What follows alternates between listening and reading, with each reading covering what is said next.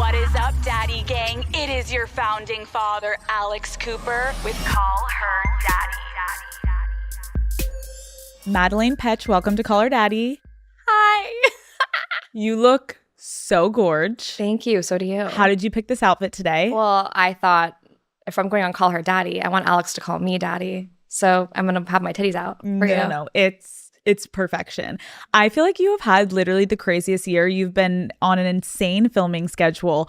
Do you have any time off, or are you getting back into something? This is like the worst time to ask me this question. I had one day off for the next 2 months and they just put something on it. So I'm feeling a little overwhelmed currently. I'm somebody who this is the thing about my job that I was not made for me, is I don't do well with change in my schedule. And it changes constantly. Wait, you literally being an actress and you're like, I don't like change. I'm like, literally every 5 fucking months, you're like, new project. That I'm fine with, but I was just shooting a movie in Tulsa, which I adored. And they kept changing and adding days. And I was like, my brain can't function like this. Oh my God. You need a full set schedule. I read in an interview you did that you said you basically have like a very, very hard time ever relaxing. Like you're not someone that can relax. Have you gotten better? I have, actually. The pandemic, honestly, weirdly forced me to find stillness and be okay with it. Because I couldn't work. I was stuck in my house.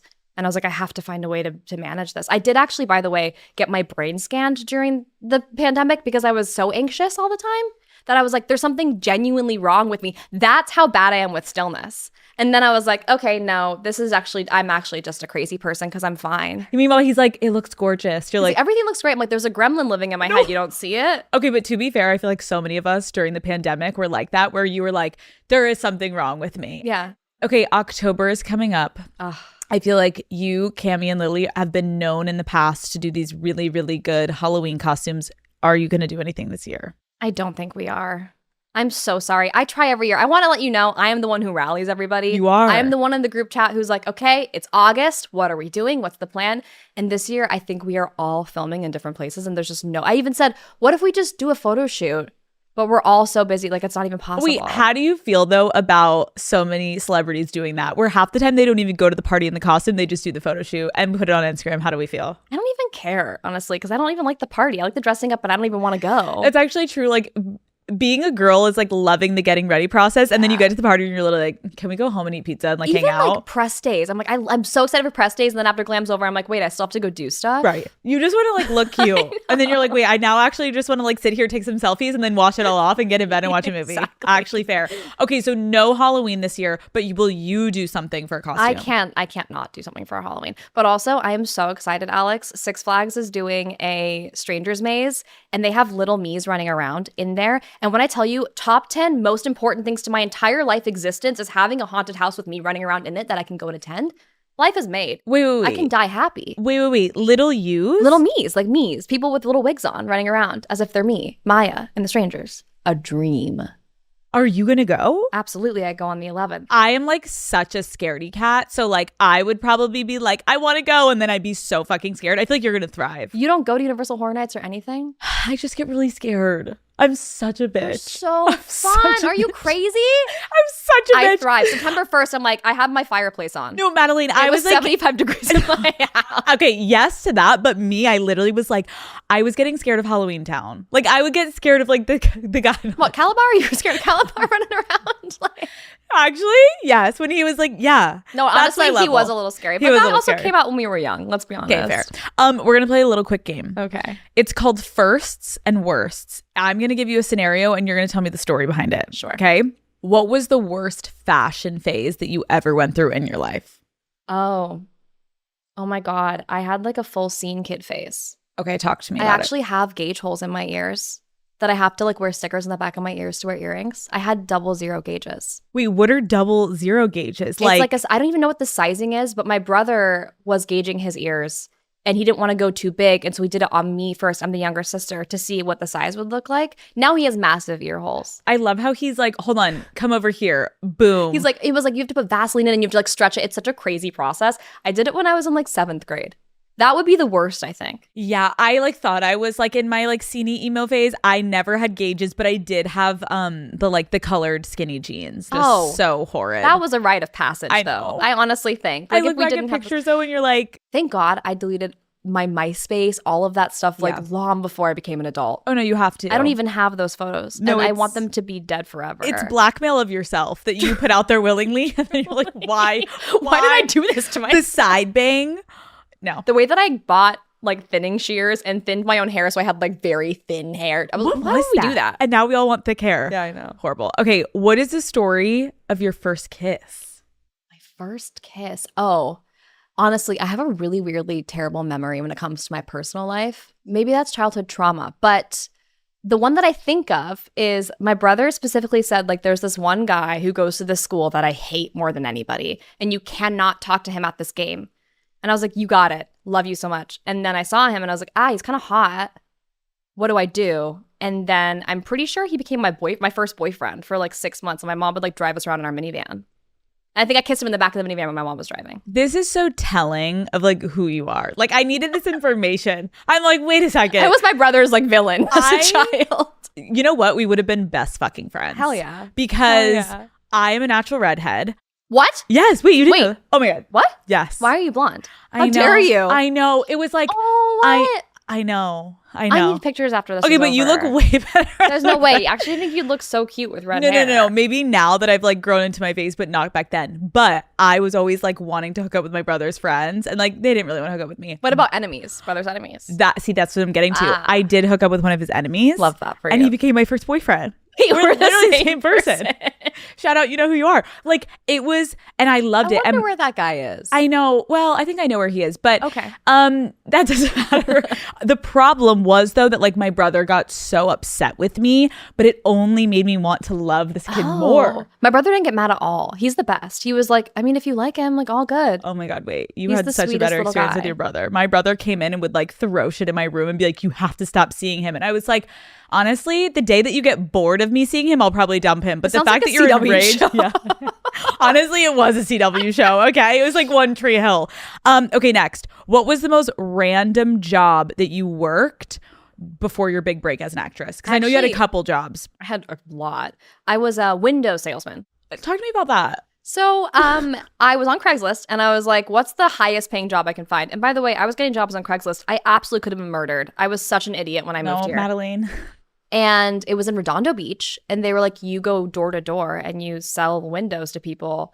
And I was like, bet. So I went and it wasn't working. And so I started waiting outside the houses till the wives would leave. And then I'd go to the door and like make myself cry and get the husbands to buy windows. And then I had a really high return rate was the problem because they didn't actually want the windows. They were trying to get the girl who's crying on their doorstep to leave.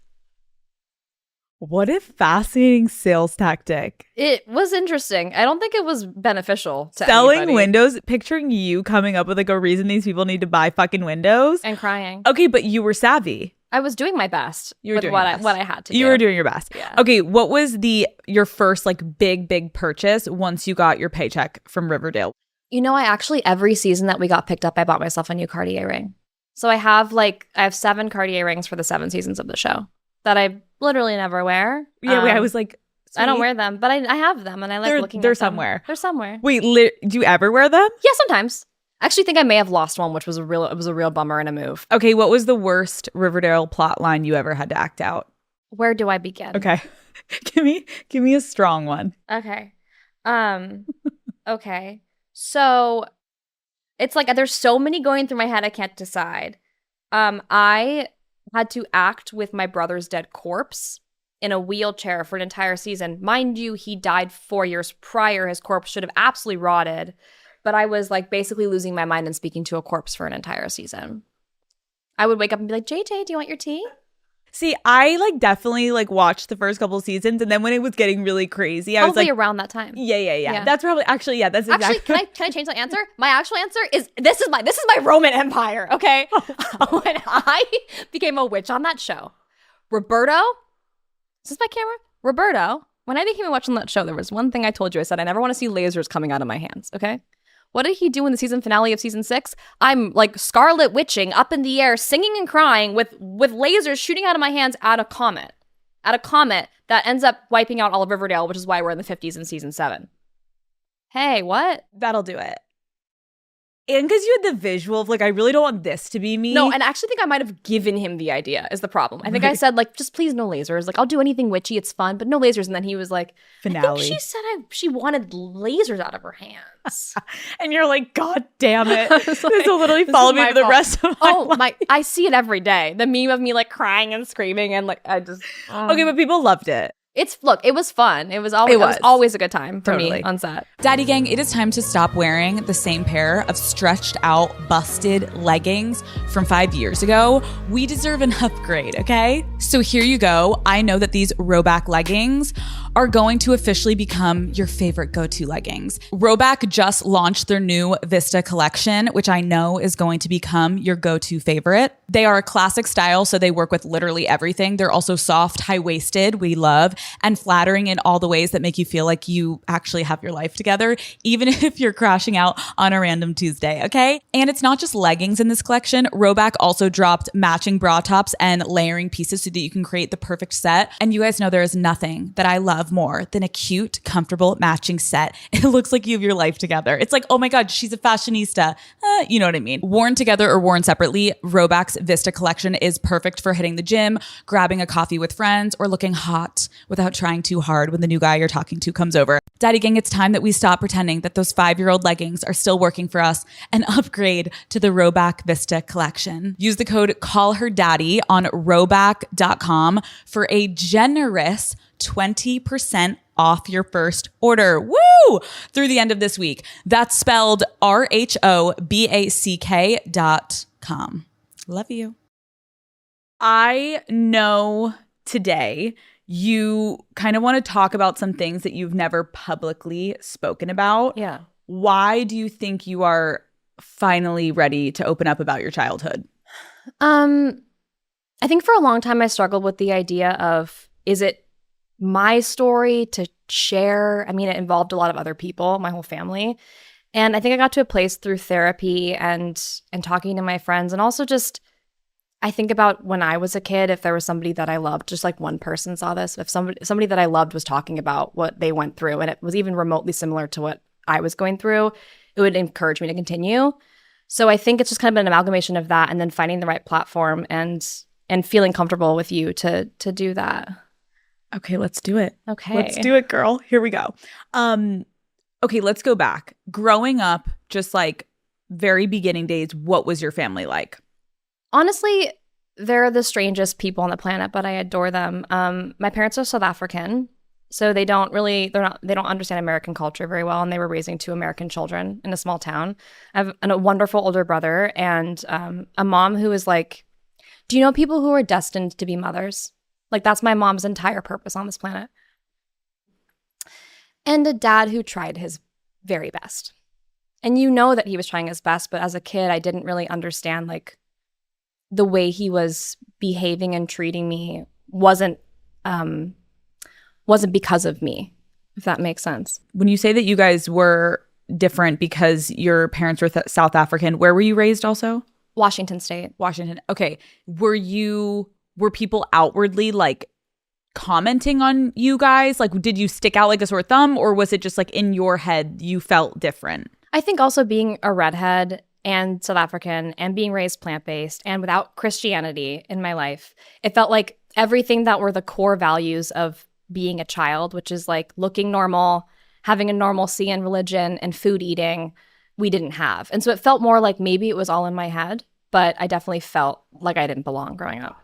So talk to me growing up about your relationship with your mom and your relationship with your dad and like your early memories of those relationships forming. Yeah, my mom is like the protector.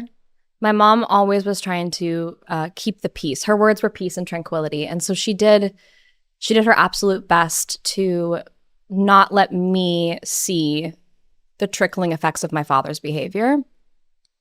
My relationship with my father was really complicated because he has behavioral issues. And he would have extreme highs and extreme lows. And in the extreme highs, as a child, it's like you have the most fun dad in the world. It's like you can't live and breathe without that person being around. And then that person is ripped away from you. And being cold to you and not responding when you tell them that you love them and getting angry at you and lashing out for no reason, and you think it's your fault as a child. Do you remember like an early core memory of like the first time you realized like maybe your dad was struggling with mental illness?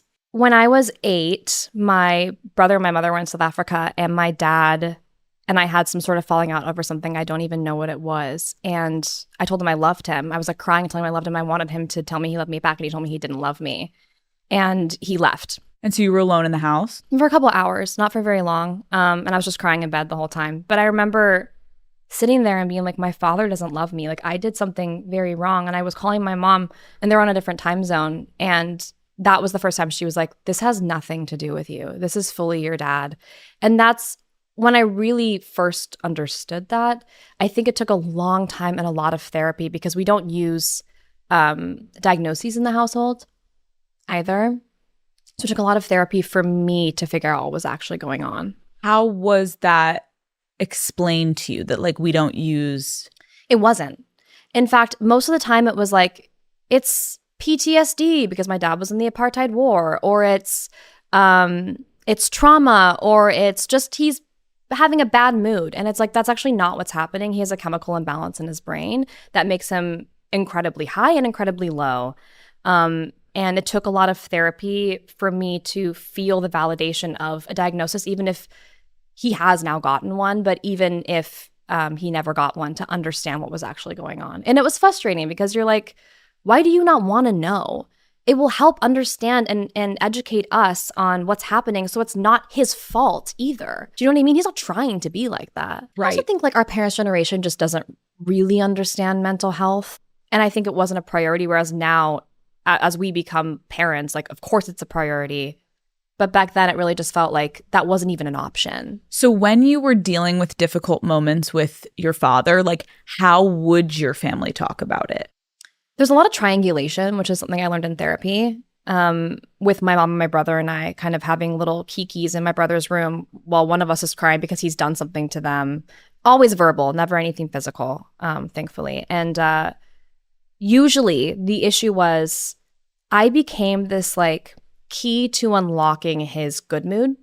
So when there was bad things going on in the house, I would be called to come and fix the problem. So no matter what the issue was, if he was upset with my mother or my brother, I would be sent in to essentially disarm him emotionally. Why do you think that was? He just has this like, I think a lot of men, like their little girl is the apple of their eye. And I think I was the apple of his eye. So I think it allowed him to like, I'd walk in and most of the time it would work. And I'd be like, Daddy, can we just have a nice night? Can we just figure it out? And it would take him a couple of hours, but sometimes it would work. So I think they kept doing that. Which is, at first, I'm sure before you were like able to process what was happening, everyone's like anything to get him to like come down and be in a better mood. Yeah. But then as you started to get a little bit older into like high school, how much was that affecting you, kind of being the person that had to be almost like the parental figure in your household? Yeah, I remember one night I was out, and I won't detail what was happening at my house because it's incredibly personal, but I was out at a ballet and I got a call saying you have to come home immediately. I had like 16 missed calls, and I had to come home and deal with a situation that was so incredibly unsafe and so disrespectful as a child to put me in, that I had a lot of resentment towards everyone in my family for putting me in that position when they could have just gone to professionals and dealt with it properly. How did you process any of this? I didn't. In fact, it became almost like this compartmentalization where a lot of the time now we'll talk about things that happened, the three of us, my brother and my mom and I, and we'll be like, wait, that's not what happened, or that didn't happen, because it was just push it out of your head, don't think about it. This is just the reality. You don't know anything different. So when you look back on that time of your life, do you now have emotions that come up, or is it still kind of like it's more survival mode? I've worked through it so much in therapy. Like my first 6 years of therapy were all about my relationship with my father and my parents and my childhood, to the point where now like I don't necessarily feel emotional about it. I've worked through all of that, but there are still moments where I have to put that hat on and show up in that way. Being in a situation as a child where you feel like you have to become the parent has so many repercussions, obviously, when you get older. But What was going on when you were kind of handling things with your father? Like, what was going on with your mother in those moments? God, Alex, I don't even remember. I really don't remember. I think, like, honestly, I don't think she ever asked me to do that. I think I immediately saw a place that I could try to help, and I just tried to help every time I could. In like high school or anything, did you ever confront your parents?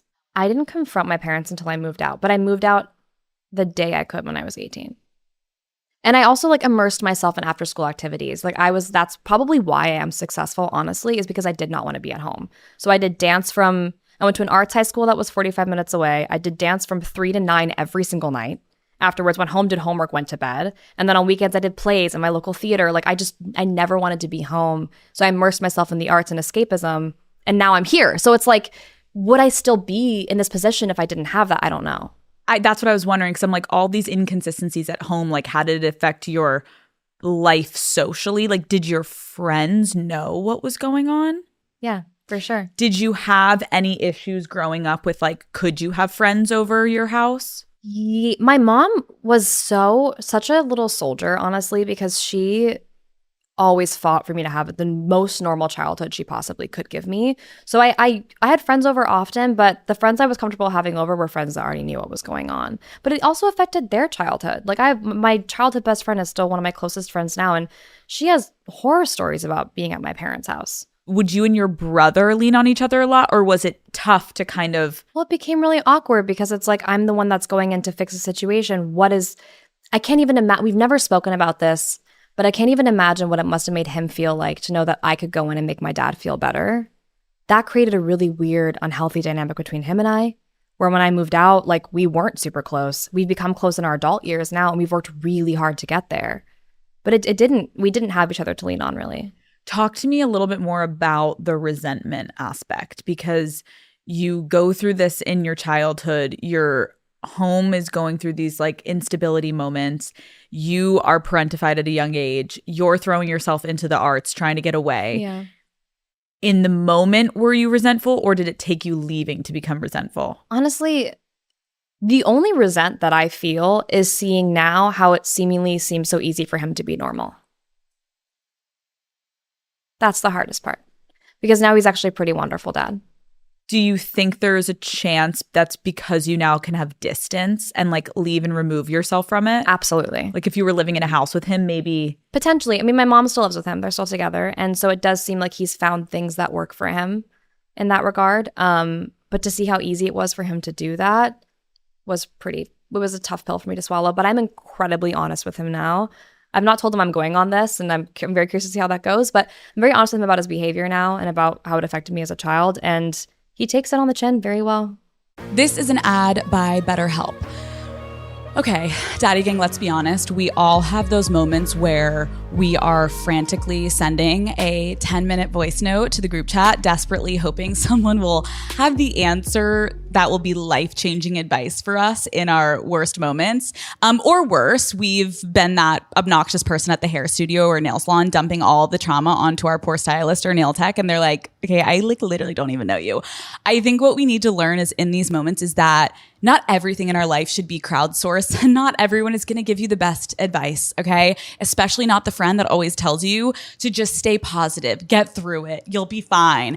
There's a time when you need to bring in a professional, and that is where BetterHelp comes in with qualified and experienced therapists. Let's talk numbers. BetterHelp has been around for over a decade. They've helped millions of people, and out of 1.7 million reviews, they have a 4.9 rating.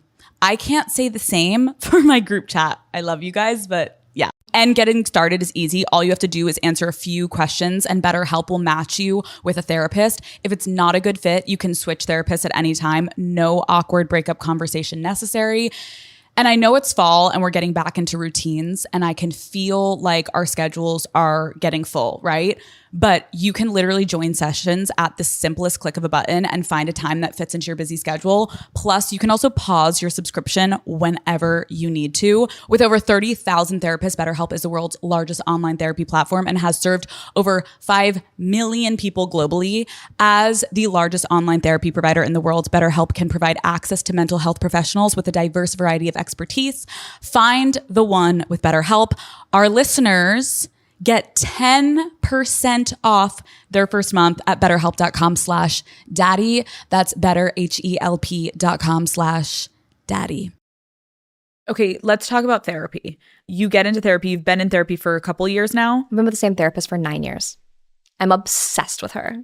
Wait, 9 years 9 is years. like, It's my longest relationship. oh my God. Wait, and you are like stronger than ever. Because I can't than figure ever. out if like you need to switch therapists at a certain point after like how many years, but you feel good. I'm locked in. It's for life. Oh, I love that for you so much. I'm a lifer. What was it that made you want to initially get into therapy 9 years ago? My relationship that I was in, my romantic relationship, was echoing very similar things that was happening with my father.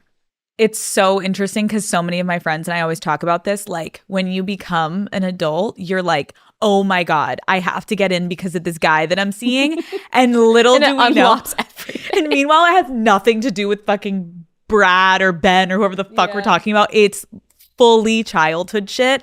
But it ignites something in you and it brings up so much past trauma that you're like, wait, what is this? Why am I acting this way? And then you sit down in a therapist's room and they're like, sweetie, I'm going to hold your hand when I say this. Let's put him over here. This has nothing to do with him. This is all you. And you're like, so you get into therapy. Yeah. How did you start to initially feel when you started to work through? I remember I had a 15-minute, I was on set for Riverdale in my trailer, season 1. And I had season 2, and I had a 15-minute call with her. And I was sobbing. In 15 minutes, I was like broken down. All my makeup was off. And I was like, this is obviously what I need to be doing. And so Riverdale was so wonderful. They would like help me find time in my schedule to do therapy. And they were really supportive. But it was just through talking about it. I mean, my relationship was obviously not great if it was echoing that. So the kind of impetus was dealing with that at first for a long time. Yes. Breaking yourself out of that and then getting into the weeds with your childhood stuff. When you went back to the childhood stuff, like what did you find was the hardest stuff to start to unpack with a therapist? Because therapists ask pretty like pointed questions, or they like ask you to go places that you sometimes don't want.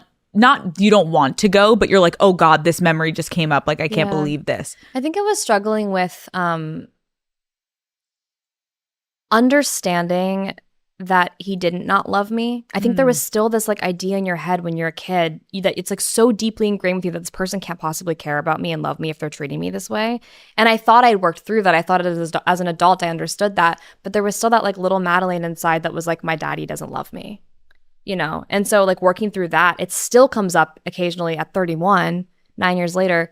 But I think that was the hardest thing was to really, truly at a cellular level believe and understand that this has nothing to do with love or how much he cares about me. It has to do with fully him in a chemical imbalance. What was it like when you started to have such success? Like, were your parents? It was honestly kind of annoying. Yeah. Because it's like with my dad, because he was so proud of me. And I'm like, I just want to choke you. What's wrong with you? No, and he's so proud of me. And he's so excited. And so then it was complicated because I'm also like, I financially support a lot of my family as well. So it became like no one asked me to, I wanted to help. But it started feeling weird, you know, like it's weird to have a childhood dynamic like that. And then to be successful like this and then have the ability to monetarily help.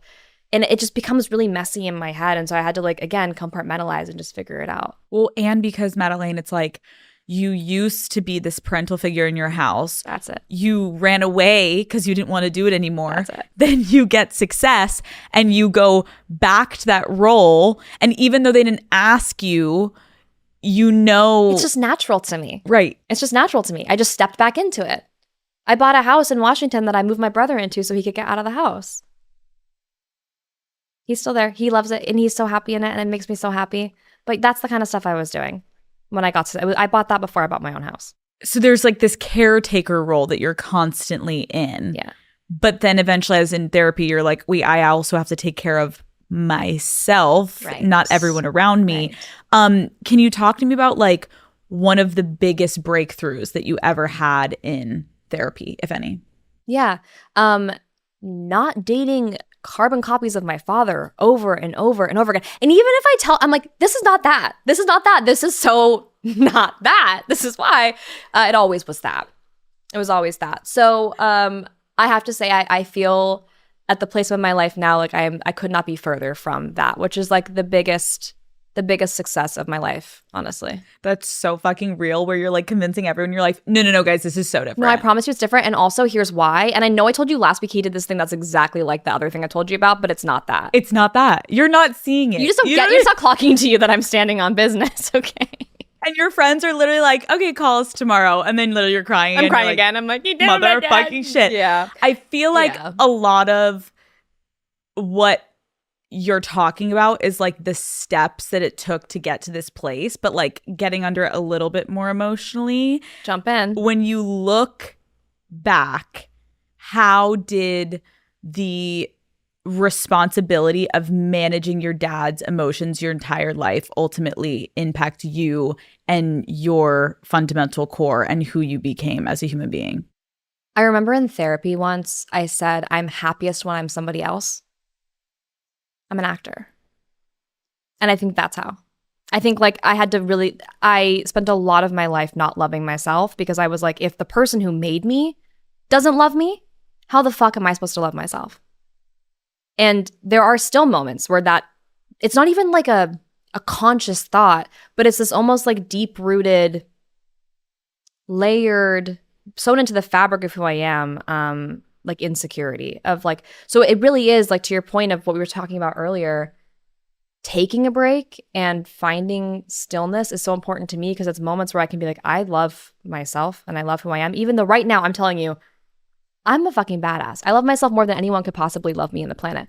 I still have moments where I'm that little Madelaine who's like sitting in her bed crying because she thinks her dad doesn't love her.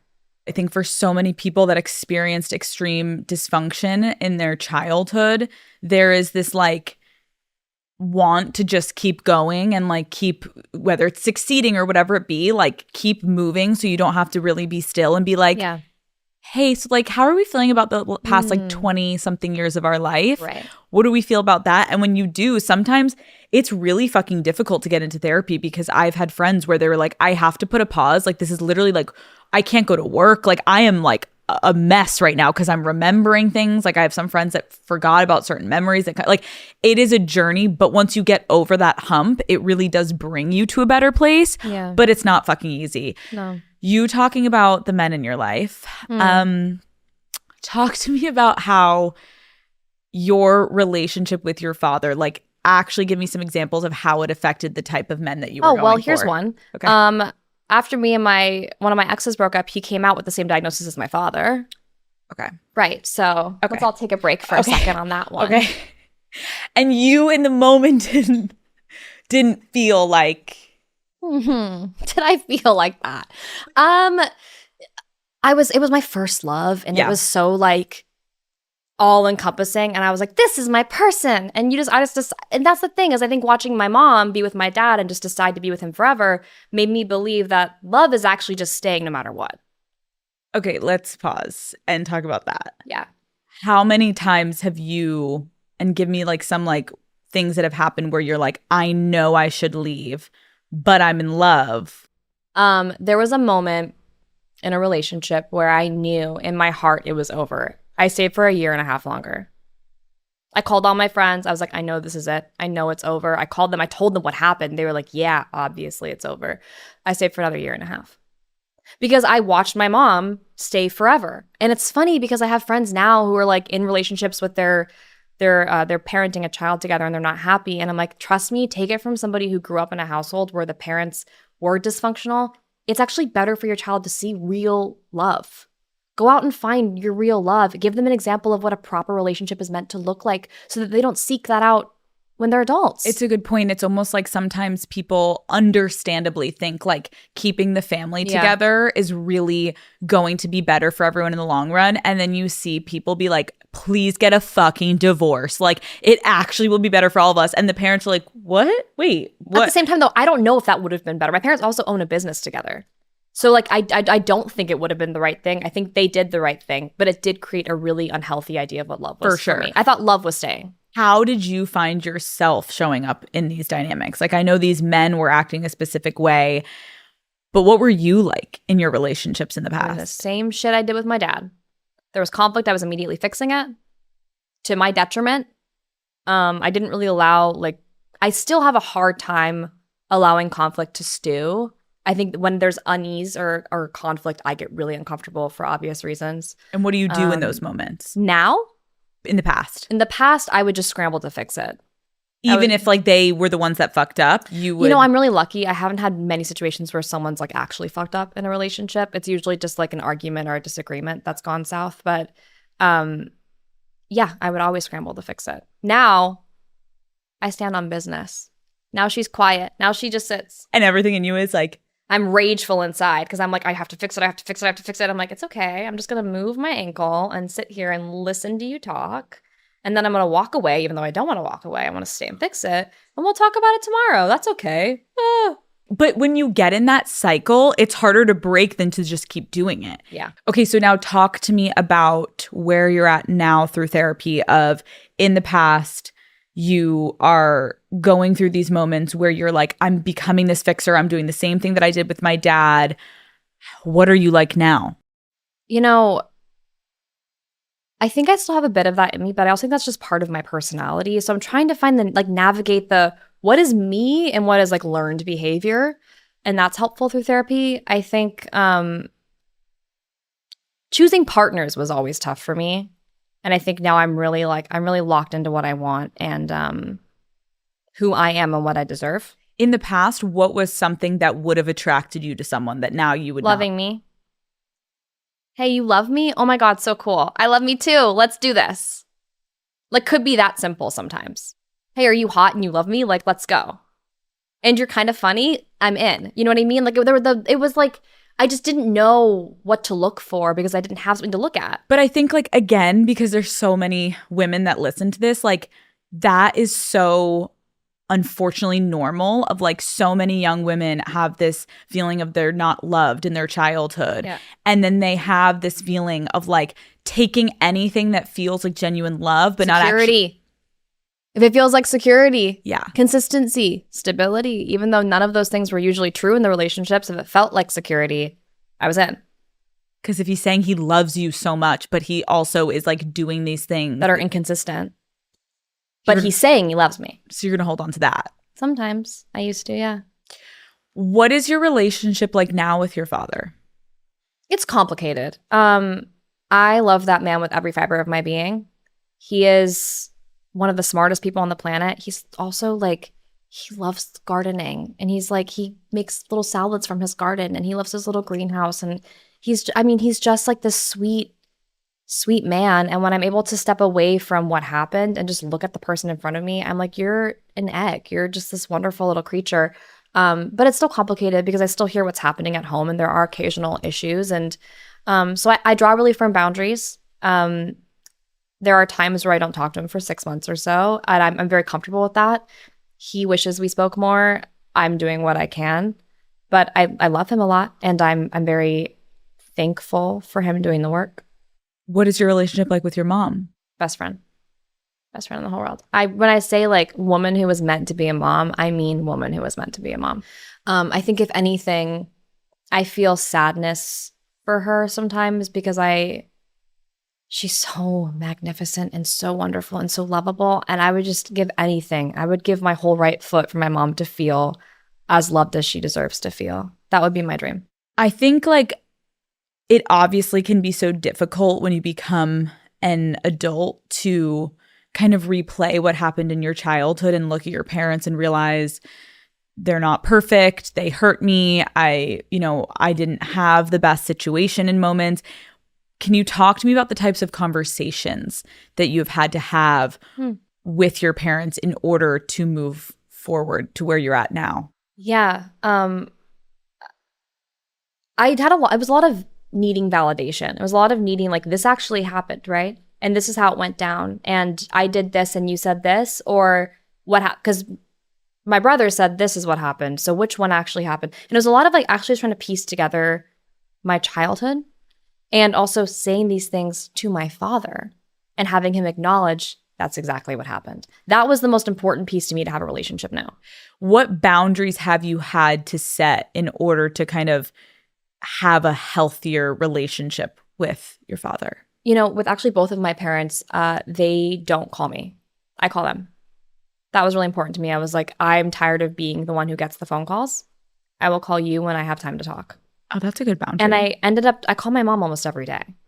And my dad, I think we spoke on the phone like a week ago. I FaceTimed him like a week ago to say hi. Do you have any advice for people? Because I can imagine there's a lot of people watching being like, okay, wait, like this is so similar to things that I've gone through. Do you have any advice for people of how to approach difficult conversations with a parent? I don't know if I'm qualified to give advice, but I will say, depending on if you're still at home, I think that you should probably manage those conversations very carefully to manage your environment so you're not continuously walking on eggshells. But as an adult, honesty and saying your truth. And if you need validation, go seek it out. And if they don't give it to you, cut them off. That's how I feel. If my dad wouldn't have given me validation in those moments, he wouldn't be in my life anymore. Overall, in your situation, when you look back on your childhood, like, is there anything you wished your family could have really done differently? I wish I would have felt like a kid. Yeah. I think like now, I do so much spiritual work. I'm incredibly spiritual. And when I do healing sessions with my healer, I go to Denver for like 3 days and we get really in the weeds. Every time what comes up is like, you just need to go play, go be a kid. And the coolest thing, Alex, is that my job is playing all day long. Like, what a cool thing. I'm literally a big kid all day. Like, I'm sitting here on a couch with jelly beans, like talking about my life, like doing whatever I want. I'm just like a little sim now. So I think I am finding a way to heal that like inner Madelaine through my work, which is the most beautiful thing I could do. Before we started recording, you had said that you had mentioned there was a time in your life where you didn't think you wanted to have kids. Yeah. And now you think you do. I know I do. Talk to me about that shift. All my exes are gonna, if they hear this, they're gonna be so fucking pissed off. Because every man I've ever dated is like, are we gonna have kids or what? And I'm like, no, I don't want children. A lot of it was, there's like two sides to it. One was the societal pressure of being a woman, of like, you are here to bear children. I'm like, go fuck yourself. No, I'm not. And also being a woman in Hollywood, and it's like, you only have so many years before your prime is over, and if you use them on, it's like, it's so much pressure that I was like, I'm just taking this off of the table for now. That was one side. The other side was much more deep-rooted in, I refuse to raise a child in a dysfunctional home. I refuse to raise a child where they believe that they are not loved. I never felt like that was possible because of what I saw as a child. And then as an adult, something clicked, I want to say 8 months ago. This is like really recent. I was talking to my therapist and I was like, I mean, if I could just have consistency, like if I could have a kid with my best friend, I would love that. And she goes, hey, you can. That's literally, you can pick your partner. You can have a kid with your best friend. And it like mic drop. You're like, I was like, wait, what? I can? She goes, yeah, you can. And then it's like, I started thinking about it. I was like, how fun would it be to be able to like, I saw this TikTok that made me almost just lose my mind. I wish I could show it to you, of this adult mom showing a video of her daughter saying, it's crazy to see how easily I could have been loved, how easy it was to love a little me. And it's like, knife to the heart, but also how cool would it be to like be able to give all the love I didn't feel and get to something little, and to like all the things that I feel, all the other youth that I feel now, like to see that through a child's eyes, like it just feels so beautiful. And so it was at one point the thing I wanted the least. I was like, I don't want to carry on this bloodline. Let it end here. And now I'm like, no, I can change my narrative. I can rewrite history and I can decide what this looks like. And I have the power to do that. I think that's so beautiful. And I also think it should be more normalized to go through that thought process of like, it's okay that you changed your mind. Oh my God, now it's so annoying. Everyone's like, are you sure you want them? You've been saying for years you don't. And it's like, hey, what if you were in my situation? Would you want them? Also, guess what? My ovaries, I can do whatever the fuck I want. Right. I want them now. So shut the fuck up. Like, dude, literally. it is crazy. Why is it that I don't get why people feel so much autonomy over women's bodies? Don't even get me started about politics. I'm not going to go there. No. But in general, it's why insane. is it your right to tell me that I'm my time is running out? Or even just to judge you of like, I think it's so important to acknowledge that women can change their mind and it is okay and it is none of our business. Do you have any advice for women who have felt a little bit of just like shame that they have gone back and forth of if they've wanted kids? Because I think people want you to feel shame. If you haven't known your whole life, then you're not meant to be a mom. Right. And it's like, actually, I have so much maternal instinct. It's absolutely insane. And I can't wait to put it on something and like just love something so much. No, I don't have any advice because I just experienced that. I don't know. Just live your truth. And who gives a fuck what anybody says to you? Truly. And it's okay if you change your mind. You don't have to explain yourself to anyone. I don't know why women are we have to explain ourselves so much. Like, stop explaining yourself is actually my advice. Yeah. You don't have to. You want them? Say it. You don't want them? That's cool too. You had said all of your ex-boyfriends were going to be like, what the fuck? Talk to me about how at the time not wanting kids and being vocal about that did, if anything, impact your relationships. I think it's so much easier for men to say they want kids. Yeah. Like, sure you do. Come inside of a woman, get them pregnant. You can leave if you want. Like, it doesn't, of course you want a kid. Right. It's like, fun call for me you. in 9 months. Literally. Let me know. I've got to grow that thing. I've got to brew it in here. So every guy I've dated has been like, yeah, I want kids one day. And I had such a harsh policy of like, I will not be the mother to your children. I was that crazy about it.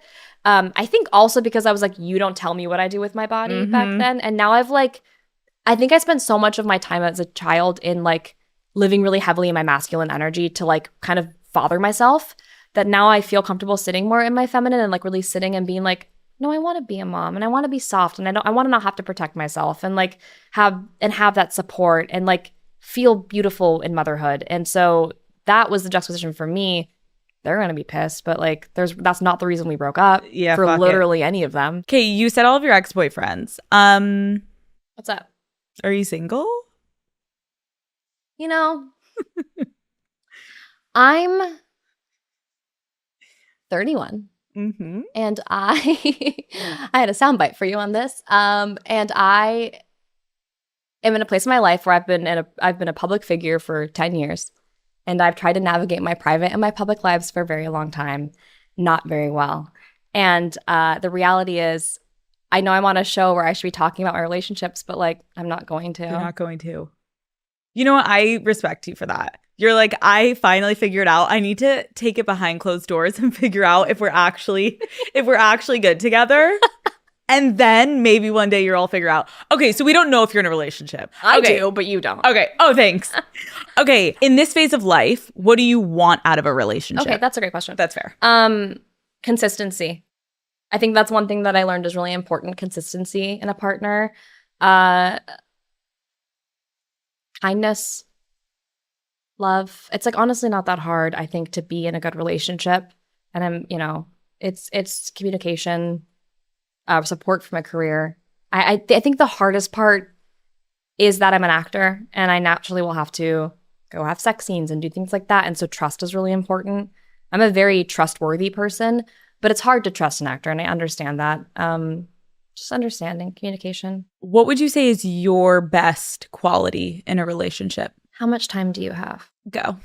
I'm a fucking amazing girlfriend. Now I am like, the shit that I've done to get here, like I'm brilliant. You're like, put me in. Put me you in, want coach. me. Put me in, coach. You want me. I listen and I care and I'm understanding and I'm an incredibly good emotional communicator because of 9 years of weekly or 2 times a week therapy. That'll do it. I have a good group of friends. I have a good job. Like I think that like I'm kind of the whole package. Call Her Daddy is brought to you by Tinder. Daddy Gang. I know meeting someone on a first date can obviously sometimes be extremely intimidating, but going on first dates just got way more fun, okay? Because now you do not have to do it alone. Tinder's new double date feature lets you and your bestie team up, match together, and find a pair that fits both your vibes. Just tap the double date icon in the app and you'll see profiles built for 2. When 2 pairs match, the whole crew connects and the group chat begins. Double date is a new way to keep the chat fun and is a low pressure way to meet people. I personally am obsessed with this new feature for my friends. Honestly, I'm sad that It wasn't around when I was dating, okay? But you and your best friend can scope profiles together, be a little creep, go around, creep around, look up what they're up to, and then you can have group chats with these potential dates and keep the energy high when you're out together. Like that is a dream. If I could have brought Lauren with me when we were seeing like sussing out men, boom. And a potentially anxiety inducing first date, I think now has been able to turn it into a fun night out with your bestie and some potential new connections, okay? So whether your date turns into something serious or it's just like a fun story for you to write into Call Her Daddy about, double date is the perfect way to explore new possibilities while also keeping things familiar. So try all the new Tinder double date because everything's better with friends. Explore all the possibilities. Tinder, it starts with a swipe. Download Tinder today. Call Her Daddy is brought to you by Libre by Yves Saint Laurent. Looking for a new statement fragrance? YSL's iconic Libre collection is everything you have been looking for to turn heads and feel your most confident. I feel like vanilla fragrances are all the rage right now, and YSL's Libre Eau de Parfum Intense is the best one out there.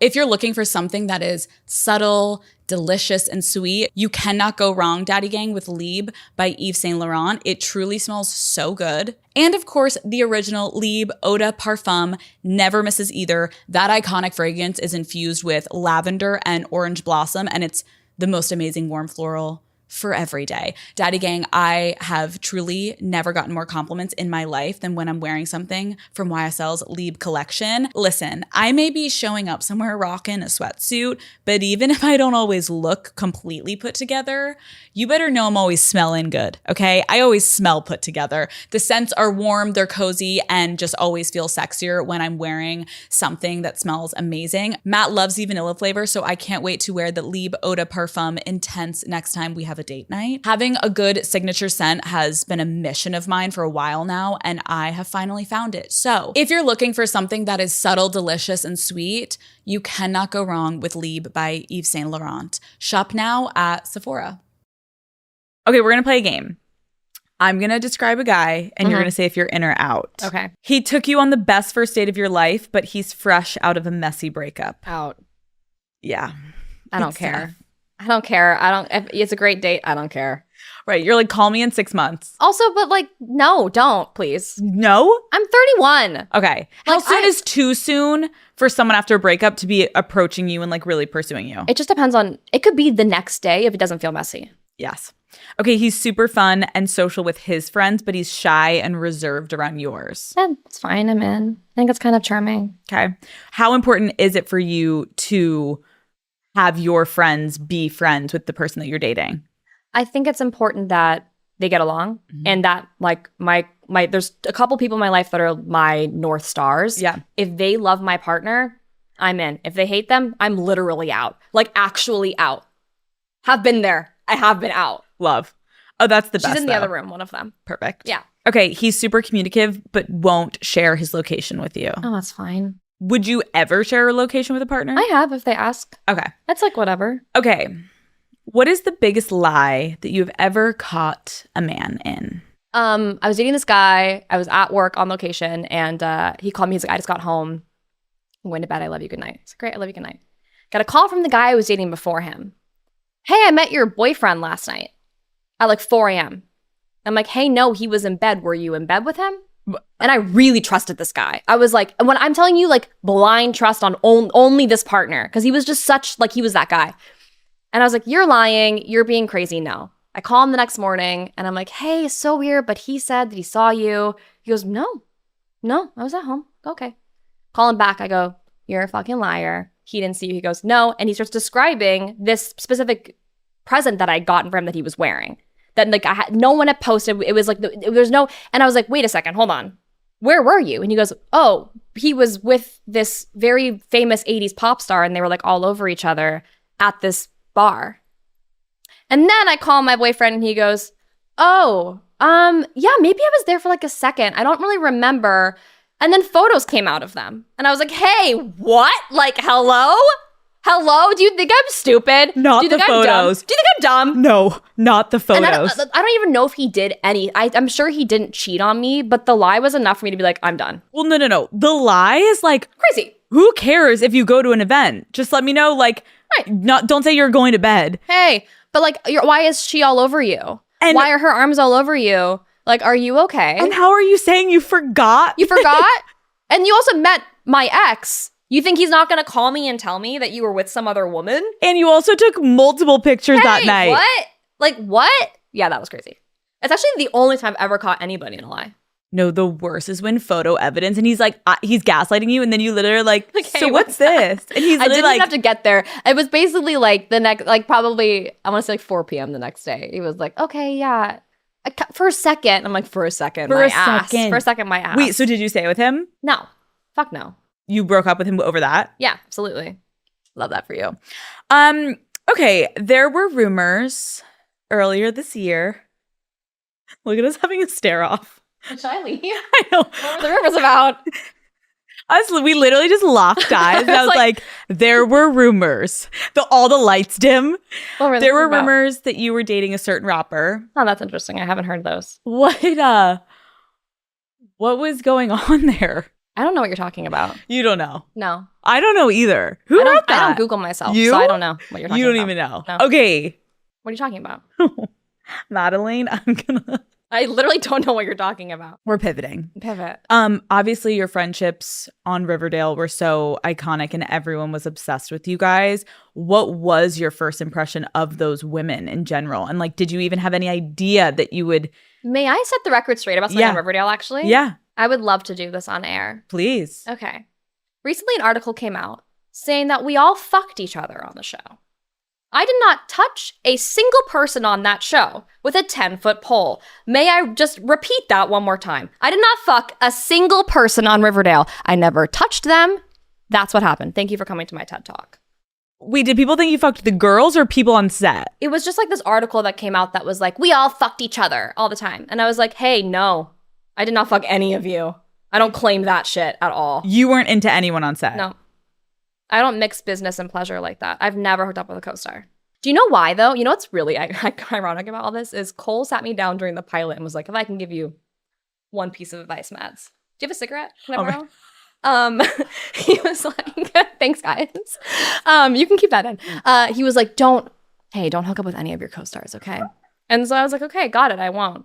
As he is. He's like, hey, right. Cole. Right. But you know what? Honestly, best advice I've ever been given was from Cole Sprouse. Right. He's like, I'm going to give you advice that I'm not going to take myself. For sure. But 100%. But no, I never have. That's smart. I never will. I think that's really smart. Yeah, thank you. Anyways, back to the girls. Oh yeah, back to the girls. My first impression was that I actually had known Lily because and I know Vanessa too. I'd known Lily because we did our chem reads together. And she was lovely. And like we also were like in this thing together where we both hadn't booked it. So we had this like kind of hive mind. So we flew there together. We lived together season 1. Like we were so close and we never met Cammie. She might have done maybe a chem read with her, but I didn't met her. And then Cammie walks in and this is so funny. The way we all met, we were on a group chain. We're all at the Sutton Place in Vancouver and we're like, hey, let's all meet in the jacuzzi in an hour. Like, what? Like, why are we meeting in the jacuzzi? This is why the rumors got out that you're all like having fucking orgies in the hot tub. Orgies in the hot tub at the Sutton Place. Do not clip that. We are not having orgies in the Sutton Place. No, we all met in the hot tub and Cammie walks in and she's got like, we're like 20, 21. And she's got this like little black bathing suit on. She got this like tat under her boob and she looks all hot. And I was like, you're the coolest person ever. Like, bye, you're never going to like me. But no, we all became best friends like immediately. The 3 of us were so close. It was interesting because the boys and the girls kind of got cliquey. Like the boys all loved each other. The girls all loved each other. But no, it was like a match made in heaven really fast. Almost scarily fast. We were like, this is going to burn out quickly. And then it just never did. I feel like obviously society tries to pit women against each other and make everyone jealous of each other because it's their favorite thing to do. How did you guys avoid jealousy over like roles and screen time and who was getting more attention and the producers and all the things? We never had a problem with that. Ever. I think because we all started at the exact same place, we were able to just support. That was all it was. It was just supporting each other through the hard times, the lows. I mean, being in your early 20s and booking a show like that skyrockets to success, thank God we had each other. So it became this thing where instead of pitting each other against each other, we were leaning on each other in every second of the day. Do you think you'll ever rewatch it? No. What about when you have a daughter or a son? I'm not letting her watch that or him. Wait, why? You were so good. Come on. Actually, no, I will. I'm just kidding. You're like, I was actually, really good. You're right. Yeah. No, I love Cheryl. To be honest, I love her. I think it was 8 years of my life. There's so many, when I watch the episodes, I'm thinking about what was happening behind the scenes. Like, honestly, maybe I will rewatch it one day. I watched the pilot the other day and started sobbing. Stop. Because I was Alone? like, the show could have been so good. Like, I watched the pilot and I was like, this is what it could have been. Like, You're like, it was so close. we were so close. But I'm also so thankful for it. Like, it's why I'm where I am right now. I met the friends I have. I love Cheryl Blossom more than anyone could ever love a character in my life. She was the most fun, psychotic, crazy woman of the planet Earth. And always a wild ride and always a challenge. So I can't complain. I think watching it would be, there's still like a bit of sadness about it ending. So I think it would be kind of like heartbreaking to watch because I was going to work and seeing my friends every day. Wait, why did you watch the pilot randomly? It was like where was I? I was in Tulsa, Oklahoma shooting this movie and it was like recommended for you, Riverdale. And I was like, haha, okay. What's wrong with me? And I was also on like night shoot. So I was really overexhausted. I was like, I'll turn it on to go to bed. I watched the whole thing. I'm sobbing in bed by myself. Like, hey, what's wrong with you? Are you Honestly, okay? really cute. That was really cute. I really love the show. And I think it was before its time. And I think that's really great. Let's talk about your new movie, The Strangers Chapter 2. Tell me everything. So movie 1 is kind of like your typical home invasion film. Mhm. They try to kill us. They succeed with one, you know. And then the second movie is just me really fighting for my life more from them in the woods. And this time in crazy circumstances, doing things I never thought I would do. It's honestly, when I tell you, I'm like, how the fuck did I do this stuff? When I watch it, it's like I black out. I don't know what's happening. What was the hardest scene to shoot? There's a scene that is on my fucking, of course, on my DNRs, which I can't talk about it specifically, but there's a scene where I work with a creature actor. Okay. And we had to VFX it into something else. And I get into a full fight with this thing. And it's like, it's really brutal and it's really insane. And it was incredibly tough to shoot. And we had half a day to shoot it. It's supposed to be 2 days. We didn't have enough time in the schedule.